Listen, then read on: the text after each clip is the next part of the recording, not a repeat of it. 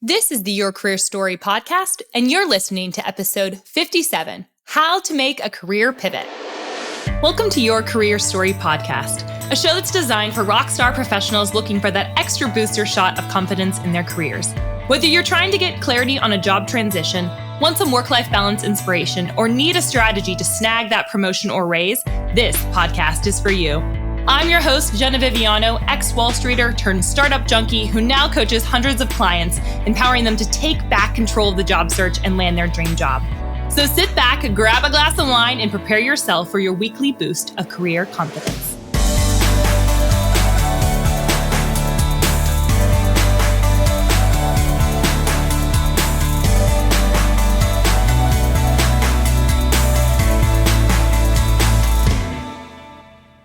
Hello, friends, and welcome back to the last episode in this mini bingeable series that's all kind of related to the coronavirus and how we should be reacting to it as professionals. So I hope it's been really encouraging for you.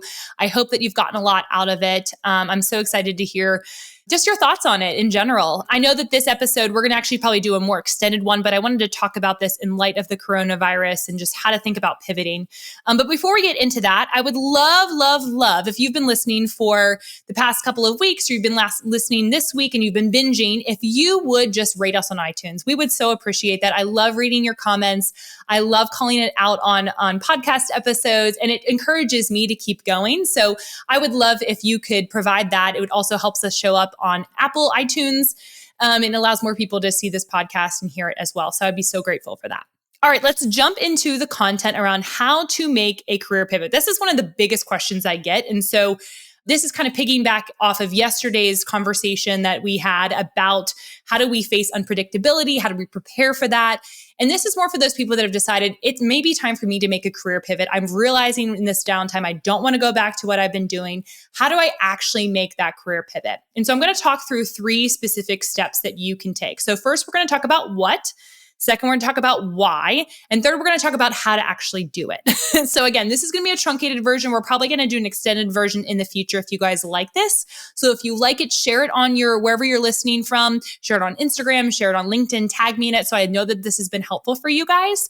And we'll do an extended version as well. So typically, I usually start with the why behind things. There's a great book by Simon Sinek called Start With Why. But when I was actually formulating the outline for this episode, I realized that the what matters more in this instant than the why. The why backs up the what. So when thinking about making a career pivot, you got to decide, what do I want to do, right? What do I want? And that's the first question where I think a lot of people go wrong when they're making a career pivot. They come to me and they say, okay, Jenna, what can I do? You're looking at my resume. What can I do? And my question always is, well, what do you want? Because I think so many of us are programmed that maybe our parents told us what we should do, or our professors or our friends, we did what our friends were doing, or we looked left and right. We really weren't looking internally to decide, is this something that I actually want, or is this what I'm being told I should want? So my first question for you is, when you're thinking about how to make a career pivot, what do you actually want to pivot into? Start doing some research. Research companies, research roles, read a ton of job descriptions. That is the best way to get some research and to understand. The second best way, but a little bit harder, but equally beneficial, if not more beneficial, is to talk to people within those roles. Use LinkedIn as the best tool for this. Next week's episode is going to be the ultimate guide to online networking, and we're going to really deep dive into how to online network and how to make sure that you're using your connections well and appropriately, especially in light of everything that's going on. So my first suggestion is to research and to decide, what do you want? Then from there, you can start to ask the question, okay, what can I bring to the table that's going to make sense for these opportunities? So while, I have some people that are like, I want to be a floral designer and I also want to be a financial accountant, and I have this experience in, some finance related type thing. I'm probably going to suggest for you, unless you want to start and do a total career overhaul, which I'm also for, I'm probably going to suggest to think about this one opportunity that's maybe a little bit of a quarter of a turn in a different direction than what you're doing now, but there are some transferable skills there. I think that the transferable skills are probably broader than you think most times, but I really want you to think about, what's the value that you can bring? What are those skills that you have that relate to the thing that you want? So you first have to decide what you want, then you can decide what are the things that you have. Then I want you to say, what about this pivot is interesting for me? Do I think that it has longevity, or is this just something kind of itch I'm trying to scratch, right? And what are the things that I'm good at? This is a big question that I ask myself when transitioning from finance to work in sales, I asked myself the question, like, what am I really good at right now when I was in the finance field? And all the things that I was good at had nothing to do with finance, like nothing to do with numbers. It had everything to do with creativity and presenting and selling. And so I realized I wanted to double down on those things. And I really, if I never had to see an Excel model ever again, I'd be a happy camper. And that still is true today. So I really listened to where I was thriving, what I enjoyed doing, and I doubled down on that. I am sick and tired of hearing people trying to fix all of their weaknesses instead of really doubling down and strengthening their strengths. Because that's what the world needs. That's your secret sauce. Those are the things that you're really good at. Double down on that, be proud of that, and move forward in that. So that's the first stage, is deciding what is the career pivot you're thinking about making. Usually, again, the way to figure that out is what looks interesting to you, what are the things that you're good at, and what then are the transferable skills that you have. Once you've decided that, then I want you to put it through the lens of the why. Why do you want to make this move? So this is where you have to get, again, really honest with yourself around why you're trying to make the career move. And this is where I say, this is kind of what I call the hunger pain. So I don't know about you, but when I get hungry, it's like 9 times out of 10, it's not actually because I'm hungry. It's usually because I'm bored, or I'm sitting in front of the television and it's a routine, or I'm tired, or I'm just emotional. And so then I eat and go into, for me, I'm not a sweet snacker, but give me some chips, give me some popcorn, I will snack on that. It's not typically because I'm hungry when I'm eating, right? When I'm snacking. I'm sure you can relate to that. It's usually some other thing that's actually affecting me that I think that I'm hungry for. This is kind of how I want you to think about your pivot. Are you actually just bored with what you're doing and you would be better off at a different company, but in the similar industry? So oftentimes a pivot may just look like just a move to a different company in a similar type of role.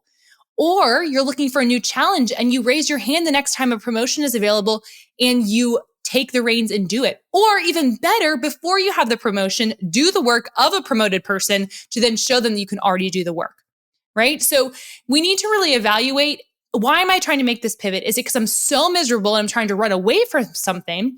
Or is it because I'm really excited about this new opportunity and I'm really running towards something? There's a very, very big difference, and I want to caution you, between running away from something and running towards something. They cannot exist at the same time. Now, what I would say is also 9 times out of 10, people are usually leaving companies and bosses. They're not leaving professions. There are some, exclusions to that, obviously for me. And usually I actually recommend that one of the things that you need to think about is, and one of the ways that I tell people to like discern, am I actually interested in a total career pivot, or do I just need to work for a different company doing similar things? Which, by the way, most people who come to me realize, they say, I don't want to do what I'm doing. And like we get through halfway through the program, they're like, actually, I like what I'm doing. I'm good at it. I just haven't been able to do what I need to do at this company for this manager. And that's a beautiful thing to realize, that like, hey, I haven't wasted all this time. I just need to make a quarter of a turn in a different direction. That's going to help me get closer to the career trajectory that I want to be on. So some of the questions that you can ask yourself if it really is time for a pivot. And I have a perfect example of a client who loved what she was in a job where she liked it. She was doing well. Her company appreciated her. She felt like she was appreciated. And she got an opportunity to explore this new field, totally different. It was like software engineering, something totally different than she was used to doing. And she really realized, like, yeah, I could keep doing this and I could be happy, but I would be status quo. This thing over here, this software engineering, looks so interesting to me. I feel like I'm in the zone when I'm doing it. I love doing it. It's so exciting. I'm running towards that, not away from something. That is a great way to determine, am I just bored eating, quote unquote, or am I actually excited about the next meal? And so I want you also to remind yourself that this is where you also need to check with yourself and ask, do I have appropriate expectations about this pivot? Let me guess. If you're listening to this podcast, you're probably not looking for any job. You're looking for the right job. And the right job is not at your current company. You're tired of feeling underpaid, overworked, and like your career is in the hands of the employer. You're ready to make some moves, but you're overwhelmed by all of the options. You don't know how to sell yourself, and you have a nagging feeling that your lack of confidence is keeping you from success, not to mention negotiating the amount you're worth. If this sounds like you and you're a mid to senior level career woman who makes over $100,000, we have the 4-step solution just for you. Our signature program, Recruit the Employer, is designed to help women leaders get clarity on what they want to do, market to their dream jobs, and negotiate thousands more. Using a personal branded approach, we equip you with the tools to sell yourself in a non-sleazy way, think like a C-suite leader, and ultimately take back control of your career. To apply, head on over to www.geneviviano.com/apply.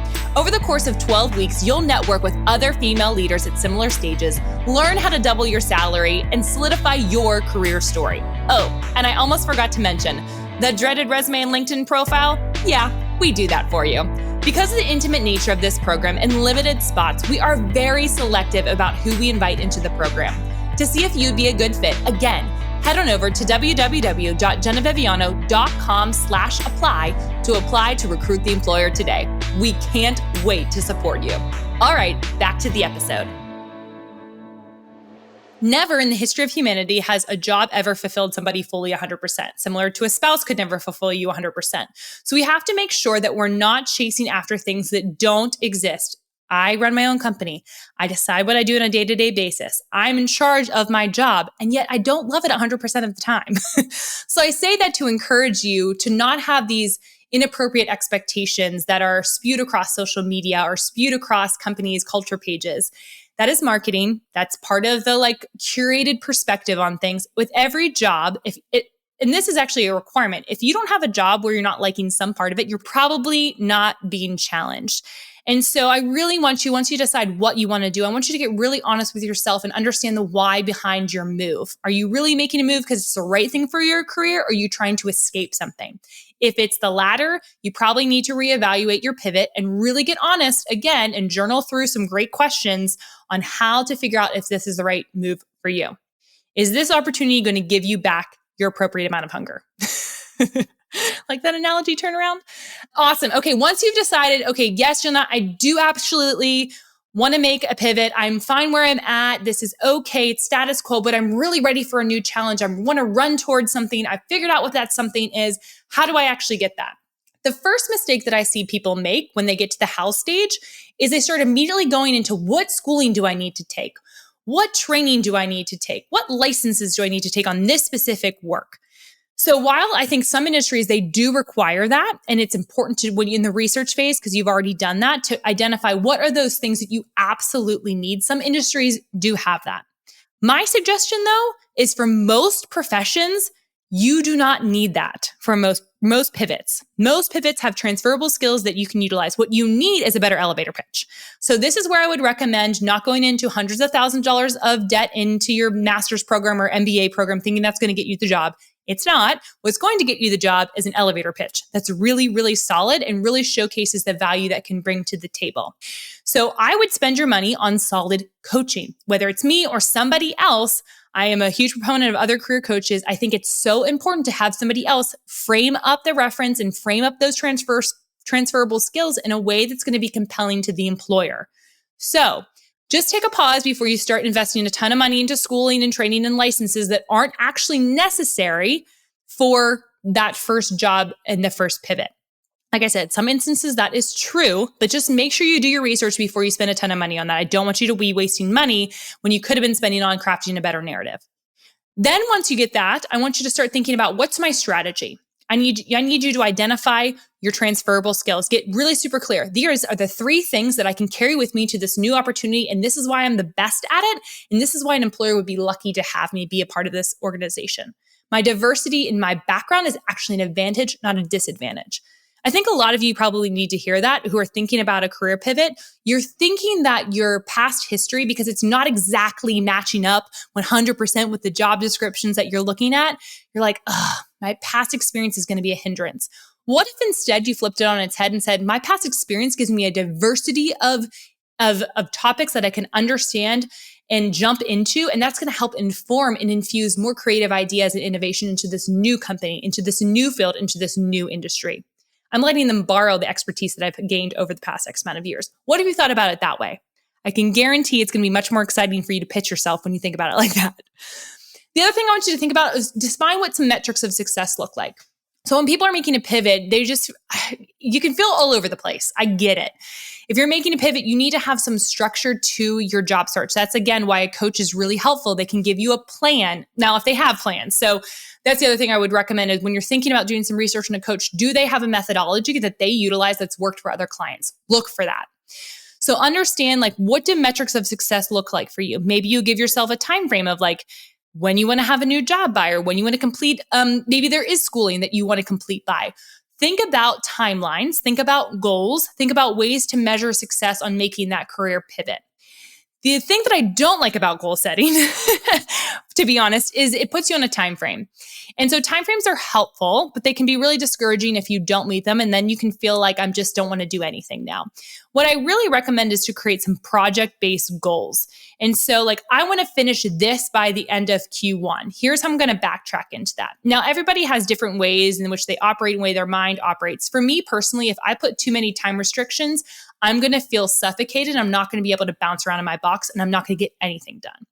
So for you, you just have to decide what types of goals are best for you to make, what's best for your brain. And if you need some help on what's best for you, I would listen back to the Enneagram at Work series where we talk a little bit about the different personality types and how they all react to work. And that'll give you some ideas probably on how to set goals for yourself. So I just think about that when you're setting some goals. The other thing that I want you to think about is how do you get in the right circles to be around the right people that are in the career that you want to pivot into? People matter. Being around people that are doing what you want to do, it actually matters and makes a difference in your success or failure. So get in the right circles. If you need help with how to do that, that's where we can come into play. The other thing that you need to make sure is that you are getting your materials in order. We've talked about this every single time. What's your pitch? What is the one-liner that makes you unique? When somebody asks you, why should we hire you for this job? You're able to see, well, see here, for the past X amount of years, I've worked in these 3 industries. I think that's going to be really valuable for you and your team because I'm able to transfer the skills that I got in 1, 2, and 3 ways that's going to impact your organization and help you move forward and reach your goals that you mentioned in the job description and in our conversation. Right? I want you to feel so confident about that pitch, but it has to be cohesive across all of your materials, all the tools in your toolkit. If you don't know about the tools in the toolkit, listen to yesterday's episode. I talked about it. The last thing that I think is the most important thing is you have to get your mindset right. So I think a lot of people, when they are pivoting, they get really fearful and they don't ever let go. They just talk a lot about letting go and research a lot about letting go and trying to make the pivot, but don't actually do anything to move the needle forward because they're scared. I've been that person before. I get it. You have got to just let go, surrender, and do the thing. If you decided to pivot, if you have peace about it, if you decided a pivot is necessary for you, let go and actually start telling people you're ready to make this move. And finally, with the getting your mindset right is not just from a letting go perspective, but just also recognizing that a CEO is a rookie on their first day. It is okay if you don't have everything perfect and everything figured out. You wanted a challenge, right? If you didn't have a challenge, it goes back to that predictability piece. The whole world that we live in is very unpredictable. We're not really in control of a lot of things. What you can control, though, is your mindset around it. So realize that you are not going to be perfect on your first day and that a CEO on their very first day is not perfect either. So if they're not, you don't have to be either. So I just want to encourage you in this season that if you're thinking about making a career pivot, make sure you do the back work before you start doing the really easy, tangible things that you want to do first. People love the how-to and the step-by-step, but you need to do the back work first in order to make the step-by-step work. So I don't do a lot of one-on-one resume and LinkedIn revamps anymore because you're missing the whole picture. You have to understand where you're going with those materials in order to really make them work for you. That's why a lot of people are not successful in the job search process. And that's why a lot of people are successful when they work with me in this. If you're looking to read a little bit more about pivoting, I have an excellent book that I recommend and actually send to a lot of my clients. It's called Pivot, and it's by an author, Jenny Blake. There's not a lot of great career books out there, but hers is one of the best. And so I would really, really recommend that. And if you want to be reading alongside other people that are top career professionals, we actually have a career book club. We have a LinkedIn group. And if you want to get on that list to hear about the other books that we're reading this year, just go to jennaviviano.com/book club. And I would love to see you in the LinkedIn group and talking about the book once you finally read it. So that's all about pivoting. Highly recommend it. And we're going to do, like I said, a more in-depth conversation around pivoting, how to pivot well, and some step-by-step guides. So I hope this was helpful for you guys. As always, make sure you connect with me on LinkedIn. Tell me what your biggest takeaway was. And I will see you next week where we talk about online networking. Hey, y'all, thanks so much for listening to Your Career Story podcast. I would love to get to meet you. And there are a couple of ways that we can connect in between episodes. First and foremost, you know I love my LinkedIn. Second is via Instagram. And third is over on my website. I actually have a special spot just for you full of fun, free resources. So all you have to do is go to www.jennaviviano.com/resources. Super simple, for a bunch of freebies that will help you boost your career. Hope to see you next week.